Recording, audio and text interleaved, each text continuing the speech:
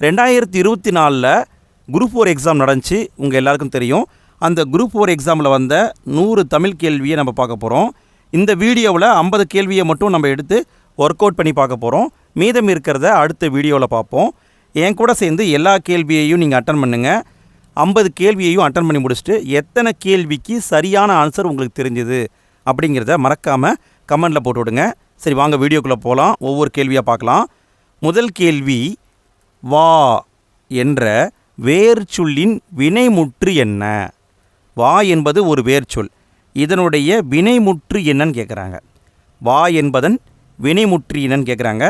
விடை வந்தால் என்பது சரி. இரண்டாவது கேள்வி, ராமன் வந்தான்.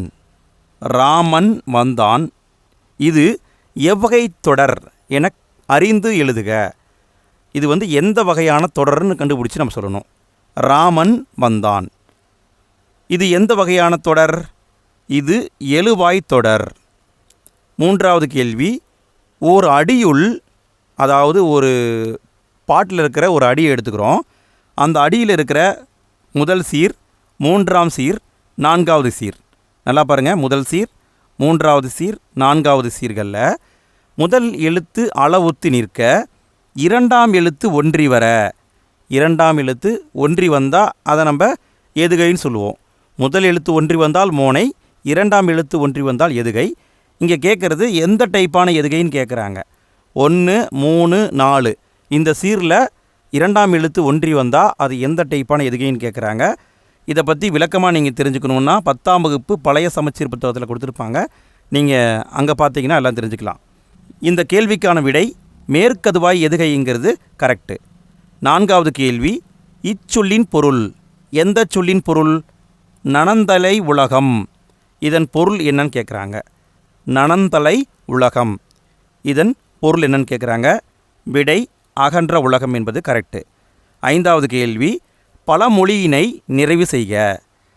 இங்கே பாதியை கொடுத்துட்டாங்க, மீதியை நம்ம எடுத்து கரெக்டாக ஃபிட் பண்ணணும். மரத்தை இலை காக்கும். மரத்தை இலை காக்கும். அப்போ அடுத்ததை நம்ம எடுத்து ஃபிட் பண்ணணும். மானத்தை மலை காக்கும் வராது. பயிரை குணம் காக்கும் வராது. உயிரை சொல் காக்கும் வராது. மானத்தை பணம் காக்கும் இது கரெக்டாக வரும். மரத்தை இலை காக்கும், அதுபோல் மானத்தை பணம் காக்கும் என்பது கரெக்டு. அடுத்து ஆறாவது கேள்வி, மோனைச்சொல்லை கண்டறி. மோனைச்சொல் என்பது முதல் எழுத்து ஒன்றி வந்தால் அது மோனை. கீழே பார்த்தீங்கன்னா ஒரு பாட்டு கொடுத்துருக்காங்க. நந்தவனம் கண் திறந்து நற்றமிழ் பூ எடுத்து பண்ணோடு பாட்டி சேர்த்து பார் போற்ற வந்தாயோ. இது 6ஆம் வகுப்பில் இருக்குன்னு நினைக்கிறேன். அங்கே இருக்கிற ஒரு பாட்டை எடுத்து இதில் மோனை சொல்ல கேட்குறாங்க. மோனை என்பது முதல் எழுத்து ஒன்றி வருவது. அப்போ இங்கே பார்த்தீங்கன்னா கொடுத்துருக்கிற ஆப்ஷனில் கண் பண் இது வரல. நந்தவனம் நற்றமிழ் இது கரெக்டாக வந்திருக்கு. பண்ணோடு வந்தாயோ வரல. திறந்து நற்றமிழ் வரல. ஸோ இதுதான் ஆன்சர். ஏழாவது கேள்வி, பொருத்தமான பொருளை தேர்வு செய்க. பொருத்தமான பொருளை நம்ம தேர்வு பண்ணணும். எதை தேர்வு பண்ணணும்? நெல்லிக்காய் மூட்டையை கொட்டினார் போல். இதுக்கான பொருத்தமான பொருள் என்னன்னு கேட்குறாங்க. பொருத்தமான பொருள் என்ன? நெல்லிக்காய் மூட்டையை கொட்டினார் போல். இது என்னதுங்க? ஒற்றுமையின்மை என்பது கரெக்டு. எட்டாவது கேள்வி, விடைக்கேற்ற வினா அமைக்க. இங்கே அவங்களே விடையை கொடுத்துருக்காங்க. இந்த விடைக்கான வினாவை நம்ம கரெக்டாக செட் பண்ணணும். மீனாட்சி சுந்தரனார் தல புராணங்களை பாடுவதில் சிறந்தவர். இது அவங்க கொடுத்துருக்கிற விடை. இதுக்கான வினாவை நம்ம செட் பண்ணணும். பாருங்கள், தல புராணங்கள் என்றால் என்ன? இது செட் ஆகலை. தல புராணங்கள் எத்தனை வகைப்படும்? இது செட் ஆகலை. மீனாட்சி சுந்தரனார் தல புராணங்களை எப்படி பாடினார்? இது செட் ஆகலை. தல புராணங்களை பாடுவதில் சிறந்தவர் யார்? இதுதான் செட் ஆகுது. அப்போ இதுதான் ஆன்சர். 9வது கேள்வி, செந்தமிழ் இலக்கண குறிப்பு தருக. செந்தமிழ் என்பதற்கான இலக்கண குறிப்பு தரணும். இதை பிரித்தோம்னா செம்மை கூட்டல் தமிழ்னு வரும். அப்போ பண்புத்தொகை என்பது சரி. 10வது கேள்வி, காவிய தரிசனம். காவிய தரிசனம் என்னும் வடமொழி நூலின் தமிழ் நூலாக அமைந்தது. காவிய தரிசனம் என்பது வடமொழி நூல். அதனுடைய தமிழ் மொழிபெயர்ப்பு மாதிரி அமைந்த நூல் என்ன அப்படின்னு கேட்குறாங்க. இதுக்கான விடை தண்டி அலங்காரம் என்பது மிகச்சரி. 11வது கேள்வி, சொற்களை ஒழுங்குபடுத்தி சொற்றொடர் ஆக்குதல்.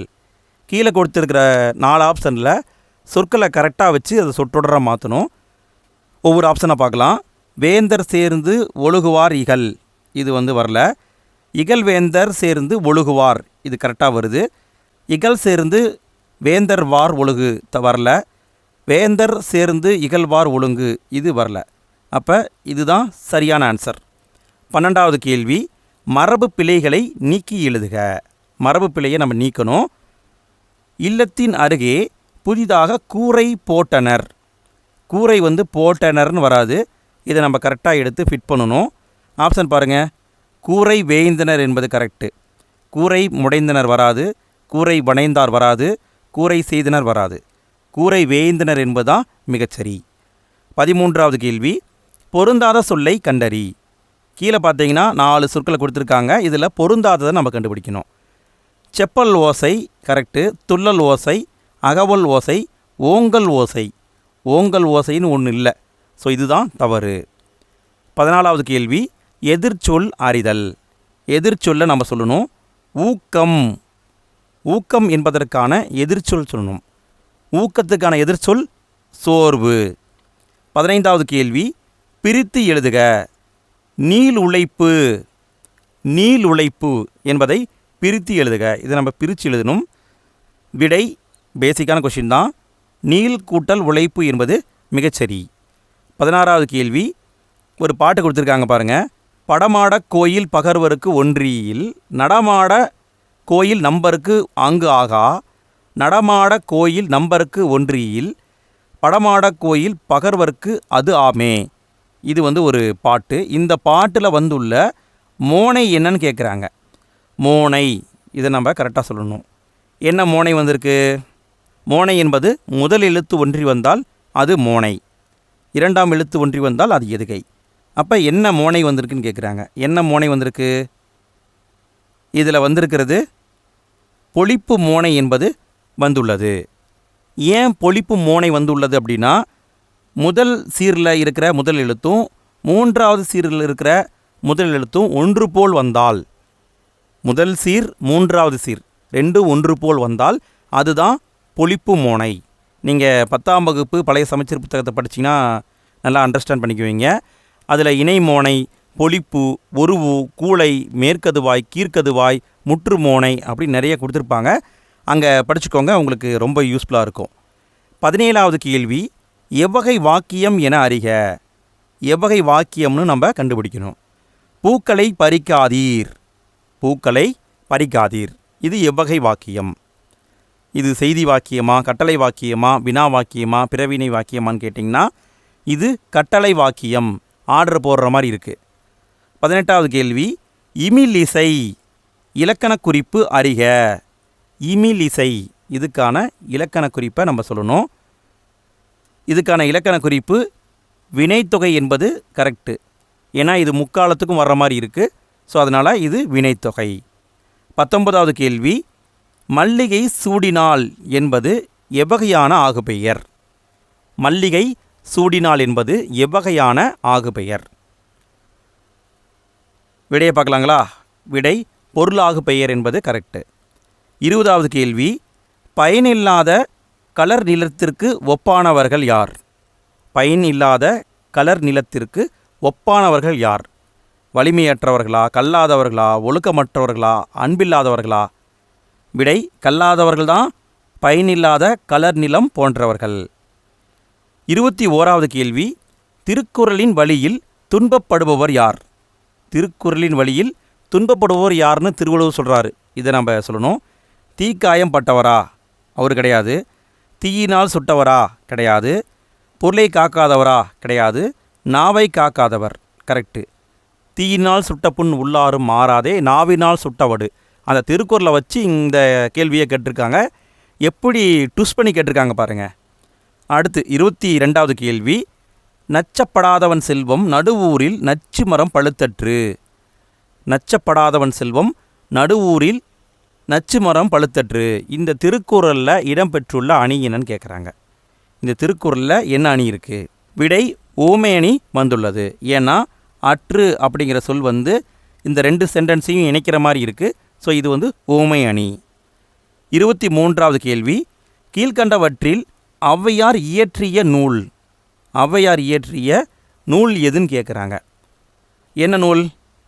வெற்றி வேய்க்கை கிடையாது, அருங்கலச்சிப்பு கிடையாது, நன்னீரி கிடையாது, ஞானக்குரல் கரெக்டு. ஔவையார் எழுதிய நூல் ஞானக்குரல். 24வது கேள்வி, கரைபொரு இலக்கண குறிப்பு வரைக. கரைபொரு அப்படிங்கிற வார்த்தைக்கு இலக்கண குறிப்பு நம்ம சொல்லணும். இதுக்கான விடை 2ஆம் வேற்றுமை தொகை. 25வது கேள்வி, புறநானூற்றின் சில பாடல்களை ஆங்கிலத்தில் மொழிபெயர்த்தவர் யார்?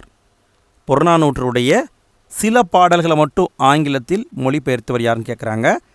பழைய சமச்சீர் புத்தகத்தில் இருக்கும். யாருன்னா திரு ஜியு போப். 26வது கேள்வி, வளவன் ஏவா வானூர்தி என்னும் பாடல் வரி இடம்பெற்ற நூல் எது? வளவன் ஏவா வானூர்தி என்னும் பாடல் வரி இடம்பெற்ற நூல் எது? எந்த நூலில் இந்த வரி வந்திருக்குன்னு கேட்குறாங்க. புறநானூரில் வந்திருக்கு. இதுதான் ஆன்சர். 27வது கேள்வி, புறநானூறு இந்த நூலை the 400 songs of war and wisdom an anthology of poems from classical Tamil the Purananuru என்னும் தலைப்பில் மொழிபெயர்த்தவர் யாருன்னு கேட்குறாங்க. இதை மொழிபெயர்த்தவர் யாருன்னு கேட்குறாங்க. இது வந்து 11th அல்லது 12th இருக்கும். ஒரு பாக்ஸ் கண்டென்ட்டாக கொடுத்துருப்பாங்கன்னு நினைக்கிறேன். யார் மொழிபெயர்த்திருப்பாங்கன்னா ஜார்ஜ் எல் ஹார்ட், இவர் தான் மொழிபெயர்த்திருப்பார். 28வது கேள்வி, கிறிஸ்துவின் வருகையை அறிவித்த முன்னோடி யார்? கிறிஸ்துவின் வருகையை அறிவித்த முன்னோடி யார்? விடை அருளப்பன் என்பது கரெக்டு. 29வது கேள்வி, தேம்பாவணியின் பாட்டுடை தலைவன் யார்? தேம்பாவணி அப்படிங்கிற நூலுடைய பாட்டுடை தலைவன் யாருன்னு கேட்குறாங்க. பாட்டுடை தலைவன் வளன். 30வது கேள்வி, முத்தொள்ளாயிரம் காட்டும் போர்க்களச் சிறப்புடைய நாடு. முத்தொள்ளாயிரத்தில் போர்க்களச் சிறப்பை பற்றி ஒரு நாட்டை வந்து சிறப்பாக சொல்லியிருப்பாங்க. அந்த நாடு எது? விடை சோழ நாடு. 31வது கேள்வி, சேரி மொழியார் செவ்விதிர்க்கிலந்து தேர்தல் வேண்டாது குறித்தது தோன்றி புலனென மொழி புலனுணர்ந்தோரே அப்படின்ட்டு தொல்காப்பியரின் இவ்வடிகள் குறிப்பிடும் இலக்கியம். அதாவது இந்த அடிகள் வந்து தொல்காப்பியத்தில் சொல்லப்பட்டிருக்கு. இந்த அடிகள் எந்த இலக்கியத்தை பற்றி குறிப்பிடுது அப்படின்னு கேட்குறாங்க. இந்த அடிகள் எந்த நூலை பற்றி சொல்லுதுன்னா பல்லு டைப்பான நூலை பற்றி குறிப்பிடுது. 32வது கேள்வி, சந்து இலக்கியம் அல்லது வாயில் இலக்கியம் என்று அழைக்கப்படுவது எது? எந்த இலக்கியத்தை சந்து இலக்கியம் அல்லது வாயில் இலக்கியம் சொல்லுவாங்கன்னு கேட்குறாங்க. விடை தூது என்பது கரெக்டு. 33வது கேள்வி, சங்க இலக்கியங்களில் கரகாட்டம் எவ்வாறு அழைக்கப்படுகிறது? சங்க இலக்கியங்களில் கரகாட்டத்தை எவ்வாறு அழைச்சிருக்கிறாங்கன்னு கேட்குறாங்க. விடை குடக்கூத்து என்பது கரெக்டு. 34வது கேள்வி, யோக சமாதி உகந்தவர் சித்தரே என்றவர் யார்? யோக சமாதி உகந்தவர் சித்தரே என்றவர் யார்? இப்படி சொன்னவர் யாருன்னா திருமூலர் தான் சொல்லியிருக்காரு. 35வது கேள்வி, வெட்ட வெளியை கடவுளாக வழிபட்டவர் யார்? வெட்ட வெளியையே கடவுளாக வழிபட்டவர் யார்? பேசிக்கான கொஷின் தான். யார்னா கடுவெளி சித்தர். 36வது கேள்வி, புலமை பெருங்கடல் என அழைக்கப்பெற்றவர் யார்? புலமை பெருங்கடல் என்று அழைக்கப்பெற்றவர் யார்? ரொம்ப முக்கியமான கேள்விங்க. உவே சாமிநாதன் என்பது கரெக்டு. இவருடைய பிறந்த தினத்தை தமிழ் இலக்கிய மறுமலர்ச்சி தினம்னு அரசாங்கம் இப்போ ரீசெண்டாக அறிவிச்சிருக்காங்க. அது எந்த நாள் அப்படிங்கிறது தெரிஞ்சால் மறக்காமல் கமெண்டில் போட்டுவிடுங்க. 37வது கேள்வி, காந்தியடிகள் தமிழகம் வந்தபோதெல்லாம் அவரது மேடை பேச்சினை மொழிபெயர்த்தவர் யார்? காந்தியடிகள் தமிழகம் வந்தபோதெல்லாம் அவரது மேடை பேச்சினை மொழிபெயர்த்தவர் யார்? யார்னா திரு வி கல்யாண சுந்தரனார் என்பது கரெக்டு. பழைய சமச்சீர் புத்தகத்தில் 9ஆம் வகுப்பில் கொடுத்துருப்பாங்க. 38வது கேள்வி, தமிழ் வடமொழியின் மகளன்று, அது தனி குடும்பத்திற்கு உரிய மொழி, சமஸ்கிருத கலப்பின்றி அது தனித்தியங்கவும் ஆற்றல் பெற்ற மொழி என கூறியவர் யார்? இப்படி சொன்னவர் யாருன்னு கேட்குறாங்க. விடை கால்டுவெல். 39வது கேள்வி, தாதா சாஹேப் பால்கே விருது முதலில் தொடங்கப்பட்ட ஆண்டு எது? தாதா சாஹேப் பால்கே இந்த விருது முதல்ல தொடங்கப்பட்ட ஆண்டு எதுன்னு கேட்குறாங்க. தொடங்கப்பட்ட ஆண்டு 1969 என்பது கரெக்டு. 40வது கேள்வி, நாடகக் கலையை மீட்டெடுப்பதே தமது குறிக்கோள் என்றவர். நாடகக் கலையை மீட்டெடுப்பதே தமது குறிக்கோள் என்று சொன்னவர் யார்? அப்படி சொன்னவர் யார்னா முத்துசாமி. 41வது கேள்வி, ஆசியாவிலேயே மிக பழமையான நூலகம் என்ற புகழுக்குரியது எது? ஆசியாவிலேயே மிக பழமையான நூலகம் என்பது எது? தஞ்சை சரஸ்வதி மகால் நூலகம் என்பது கரெக்டு. 42வது கேள்வி, மஞ்சள் காமாலைக்கு எளிய மருந்தாக இன்றும் பயன்பட்டு வரும் செடி எது? மஞ்சள் காமாலைக்கு எளிய மருந்தாக இன்றைக்கும் பயன்படுத்திகிட்டு இருக்காங்க. அந்த செடி எதுன்னு கேட்குறாங்க. அந்த செடி எதுனா கீழ்காய் நெல்லி, கீழ்வாய் நெல்லி, கீழா நெல்லி. இவை மூன்றும், இந்த மூணுமே கீழா நெல்லியை குறிக்கும் சொற்கள் தான்.